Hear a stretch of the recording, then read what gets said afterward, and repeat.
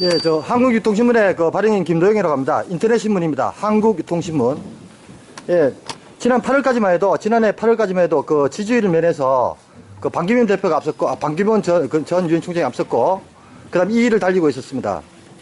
근데 이제 그 국정농단 이후에 그때 이제 지지율 급상승으로 지금 1위를 차지했고, 그 리얼미터나 중앙일보 여론조사 최근 결과를 봤을 때, 그 다음에 그 이재명 후보 같은 경우는 뭐 한 5위에 머물렀는데 또 최근에 또 3위까지 그 급상승했습니다.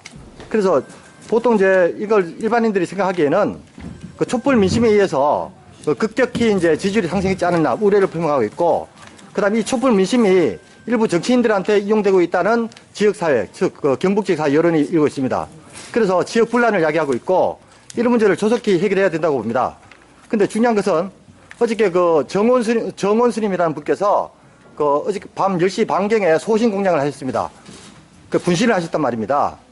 근데 그 페이스북에 그 글을 남기셨는데, 일단 자기의 분신을 정치적 목적으로 이용하지 말라. 그리고 또 12월 28일 페이스북 글에는 문재인 전 대표가 만약 이명박과 그 부정선거를 자행한 일당들을 구속할 수 있는 공약을 마련한다면 지지하는 것이 어떻겠냐라는 또 지지의 글도 보낸 적이 있습니다. 자, 그래서 정원 스님에 대한 그런 생각들 어떤 마음을 갖고 계신지 묻고 싶습니다. 예, 뭐 제가 후반부 질문에 대해서는 제가 내용을 잘 몰라서 제가 오늘 지금 말씀드릴 계제는 아니고요. 아까 우리 기자님이 우려를 말씀하셨는데 아마 그 우려는 정권 교체에 대한 우려겠죠. 박근혜 정권이 다시 연장될지 모르겠다라는 연장될 수 없을 것 같다는 우려가 아닐까 싶습니다. 많은 국민들에게는 희망이 되고 있다고 그렇게 말씀드리고 싶고요. 제가 요즘 지지율 1위를 달리고 있고 또 지지율이 갈수록 오르고 있어서 정말 국민들께 감사드리고 싶습니다. 그러나 그보다 더 중요한 것은 우리 당의 지지도가 올라가고 있고 또 우리 당 내 대선 주자들 그 지지도 합계가 갈수록 올라가고 있다는 것입니다. 지금 우리 당 내 대선 주자들의 지지도 합계가 50%를 넘나들고 있습니다. 한마디로 우리 당 대선 주자들끼리 제대로 힘을 합쳐내면 그러면 충분히 정권 교체 해낼 수 있다. 이런 저희가 자신감을 가질 수 있게 되었다라는 말씀을 드리고 저희가 아직도 충분하다고 생각하지 않습니다. 국민들로부터 더 많은 지지를 받을 수 있도록 저희가 겸허한 자세로 열심히 노력하겠습니다. 특히 우리 경북도민들 그리고 또 이렇게 또 대구 시민들께 말씀드리고 싶은 것은 아마 우리 경북도민들이나 대구 시민들께서는 보수적 가치를 그렇게 중시해서 우리 새누리당이 보수적 가치를 좀 더 잘 지켜줄 것이라고 그렇게 믿고 저는 오랫동안 지지해 왔다고 생각합니다. 그러나 이명박 박근혜 정부가 보여준 것이 무엇입니까?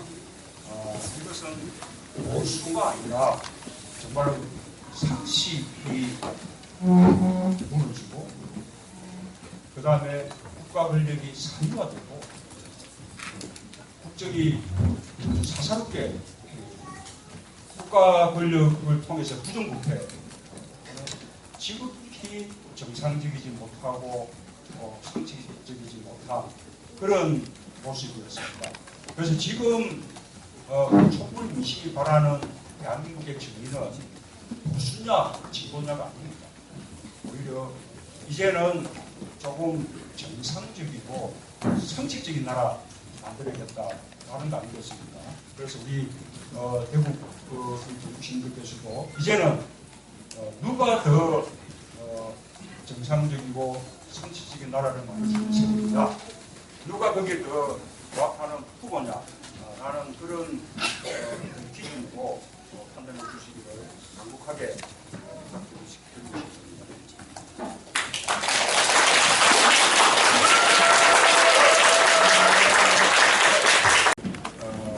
우리가 오히려 앞장서서 만들고 있다는 말씀을 드리고요. 김영란법은 참으로 좀 딜레마입니다. 우리 사회를 좀 더 맑고 깨끗하게 만들기 위해서 그렇게 만든 법인데 실제로는 오히려 서민들에게 지금 많은 어려움을 주고 있죠. 특히 선물을 5만 원으로 그렇게 이제 주제를 했는데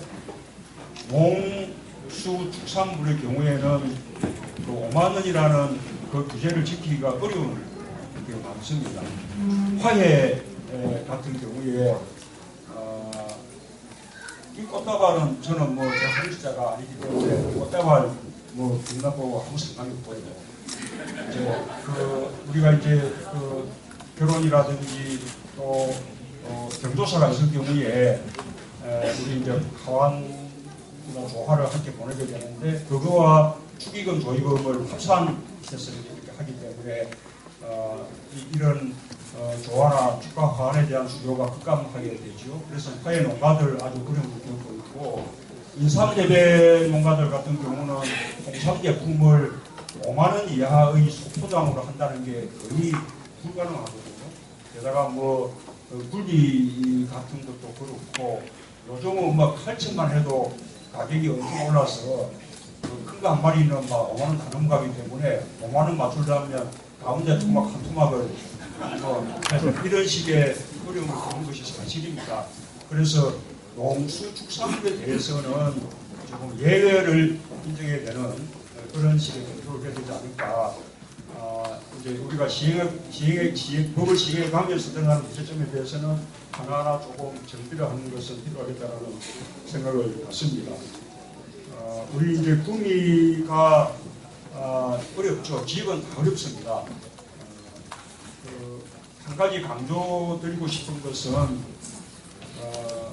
우리 뭐 십수년째 우리 지역 내 1인당 총생산 GDP라고 부르는데요. 그게 가장 낮은 지역이 어딘지 아십니까? 그게 바로 대구 아닙니까? 지금 십수년째 대구가 전국에서 GDP가 가장 낮은 곳입니다. 경북도 어렵죠. TK 정권이라는 거 하고 우리 대구 경북 지역민들의 삶하고는 아무런 상관이 없다는 이야기입니다. 이 지역의 어려움은 그동안 지나친 우리 수도권과 지방 간의 너무나 심한 격차, 또 수도권의 흡인력 이런 것 때문에 돈도 사람도 기업도 목강다 수도보다는 몰려가고 지방이 이제 등등 이런 현상 때문에 지역은 갈수록 비폐해지는 것입니다. 그래서 지역을 살리는 길은 개별 공단에 대한 지원 정책은 그런 별개로 치고 전체적으로 보자면 우리 참여정부 때 시행했던 것과 같은 국가 균형 발전 그런 정책, 그런 전략 그리고 또 강력한 지방 분권 이런 것이 이제 필요합니다. 저는 만약에 제가 국정을 담당하게 된다면 참여정부 때보다 훨씬 더 강력하고 발전된 국가 균형 발전 정책을 펼쳐나가겠다라는 말씀드리고 지방 분권은 개헌을 해서라도 지방 분권을 강화해야 된다고 생각합니다. 지방이 가장 어려운 것이 재정인데 재정에 대해서도 분권 가지고 자치권을 가질 수 있도록 그렇게 지방 분권을 확대해 나가고 그러려면 개헌을 하지 않을 수가 없습니다. 그래서 지금 여의도 정치권에서는 개헌을 이야기하면서 권력구조 개편 부분만 하고 있는데 오히려 국민들 입장에서는 기본권을 확대하기 위한 그런 개헌이 훨씬 더 중요한 것이고 지역민의 입장에서는 지방분권을 강화하기 위한 개헌이 더 중요하다 이런 말씀을 드립니다. 저는 지난번 대선 때 이미 지방분권을 거의 연방제 수준으로 그렇게 발전시켜 나가겠다라고 공약한 바 있었고 그것을 위해서 개헌을 하겠다고 공약을 했었습니다. 그런 제 입장은 지금도 마찬가지고 이번에 우리가 전국 교체를 해내려면 반드시 우리가 해내겠다라는 약속 말씀을 드리겠습니다. 질문을 많이 하셨는데 대충 답이 됐네요. 네.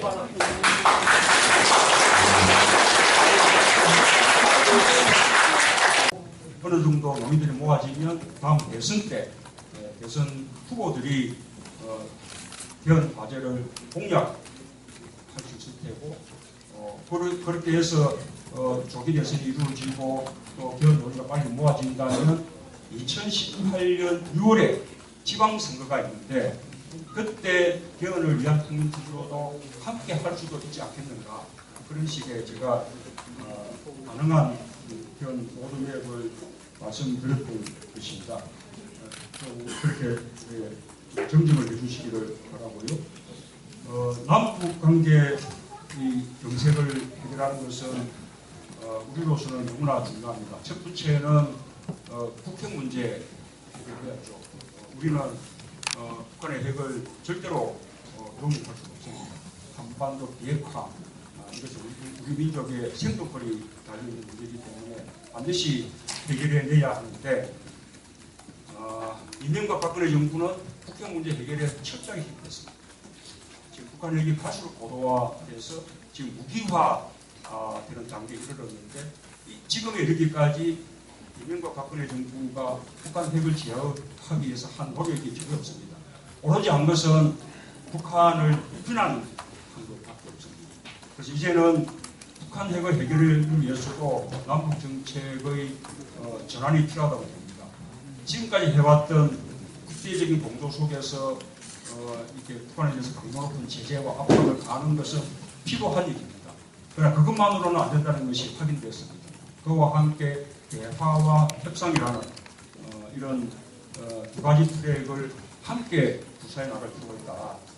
그런 말씀을 드리고 그렇게 해서 북핵 문제를 해결해낼 수 있는 기회가 될 수 있다면 북핵 문제를 해결할 수 있는 기회가 될 수 있다면 북한도 갈 수 있다라는 말씀을 드린 것입니다. 아시는 바와 같이 우리는 미국과는 아주 오랜 친구 관계이고 북한은 협상 대상이죠. 북핵 문제 해결을 위해서는 어디든 갈 수 있고 누구든 만날 수 있다라는 것이 제 생각이고 그런 노력에 대해서 오랜 친구인 미국이 마다할 이유가 없을 것입니다.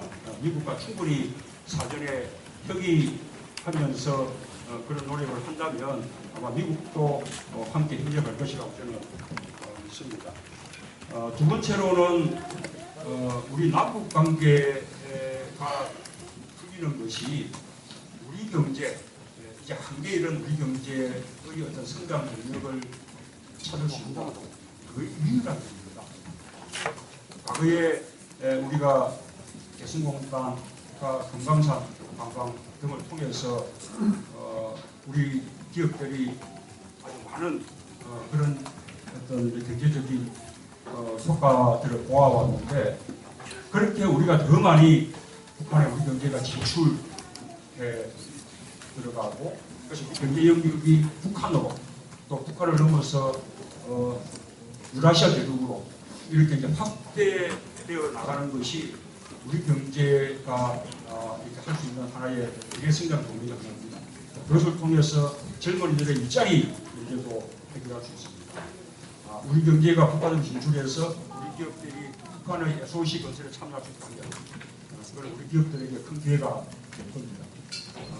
시베리아 천연가스가 북한을 통해서 가스관으로 우리 남쪽으로 내려올 수 있다면 우리 에너지 문제 또 쉽게 해결할 수 있습니다. 그런 에너지는 우리 경북의 가장 큰 문제인 원전을 대체하는 그런 식의 친환경 대체 에너지원으로 될 수도 있는 것입니다. 그렇게 그리고 우리가 북한하고 평화통일을 하기 위해서도 북한의 시장 경제를 확산시키고 또 우리 체제가 훨씬 우월하다는 것을 북한 주민들에게 인식시키고 또 북한은 우리에게 의존하게 만들고 이래야 되는 거 아닙니까? 이명박 박근혜 정부는 철저하게 북한하고 대결주의적인 그런 정책을 취해왔기 때문에 그 앞에 김대중 노무현 정부 시절에 북한을 우리에게 의존하게 만들었던 이런 것을 다 떼어버리고 오히려 북한을 중국에 의존하게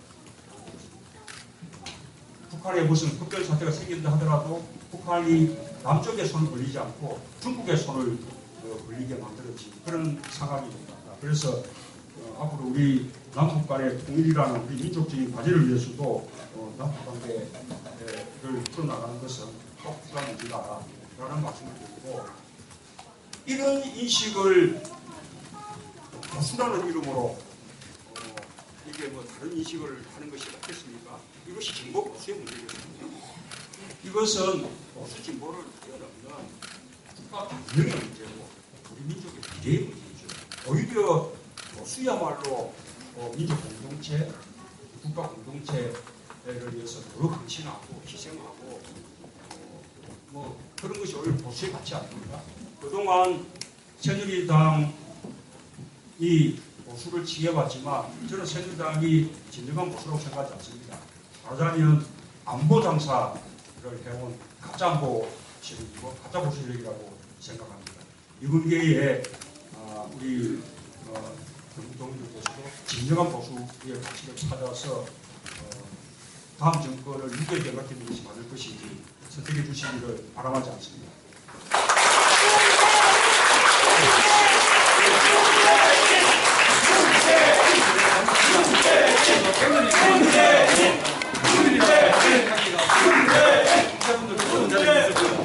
대표님이 오늘 그 기자분들 그 휴진들 불구하고 와주신 데 대해서 인사 말씀만 부탁드리고 내드리겠습니다. 김홍 대표님, 마무리 질문 주시는데 시간 한 3분 정도만 더 주시겠습니다.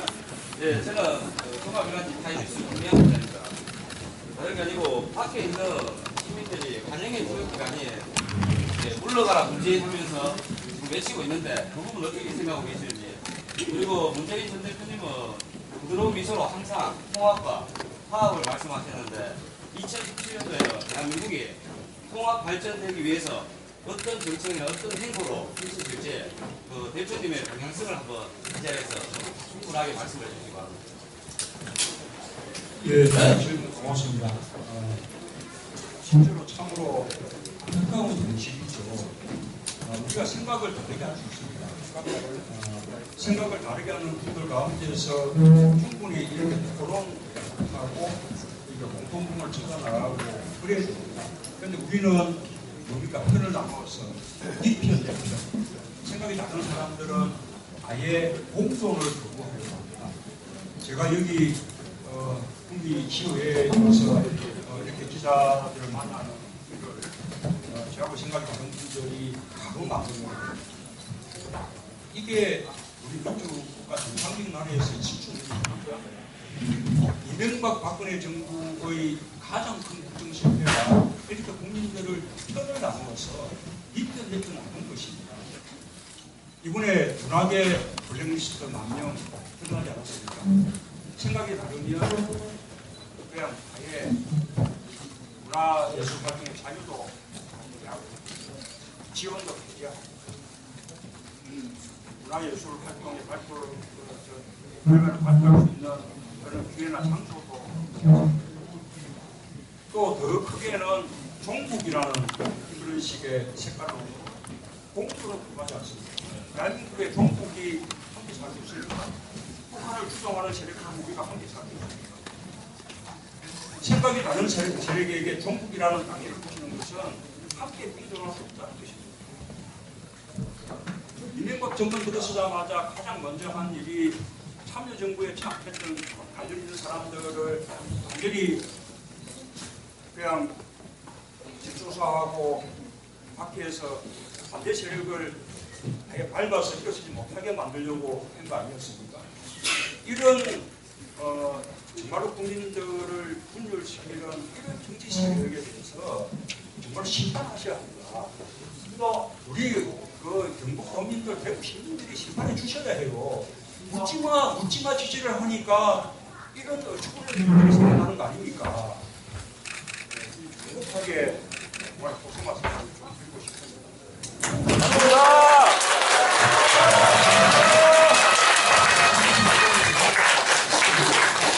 네, 아마 연락이 갑자기 돼서 그때죠.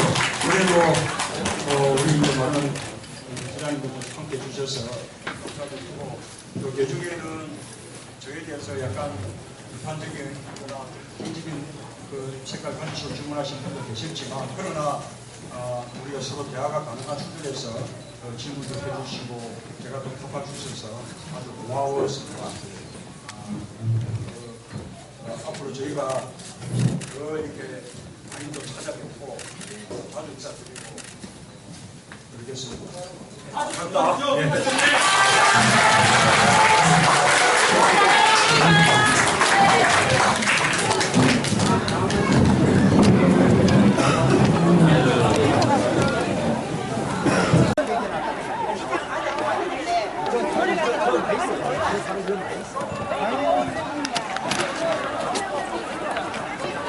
아유 왜 이렇게 공을 내주는데요? 쌍놈 새끼 얘가 오늘 뭐 질문하시는 게 뭔지요? 오늘 뭐 질문하시는 게 내가 있습니까? 예. 질문하고 싶은 거는 지금 우리 역사적으로 봐도 죽 서서 개 주는 일이 많거든요. 4.19 때는 친일청산 한다고 했는데 친일청산 못하고 박정희가 나타났고 또 5.16 그 혁명이 났잖아요. 그리고 또 6월 한경 때는 노태우한테 줬다고요. 그래서 이번에 우리가 지금 탄핵 정국에 이 힘을 실어서 정권교체가 된다고 자신하지 마시고 나는 물어보는 말은 이명박이나 문재인, 이재명이나 문재인 둘 중에 한 사람이 아름다운 경선을 해가지고 어떻게든 정권교체를 해야 이 나라가 사이좋게 사고 지금 박사모 이런 행동이 다시는 이 구미에 일어나지 않았으면 좋겠습니다. 제가 물어보신 거는 그런 보안, 이재명하고 했을 때 아름다운 경선을 해서 어떤 잘못하면 미국 짝이 나거든요. 미국은 샌더스하고 합해지지 못해서 그 새끼한테 줬잖아요. 공화당한테 정권을 줬으니까 잘못하면 이번에도 정권교체가 안 될 수도 있어요. 네, 오늘 좋은 말씀 감사합니다. 예.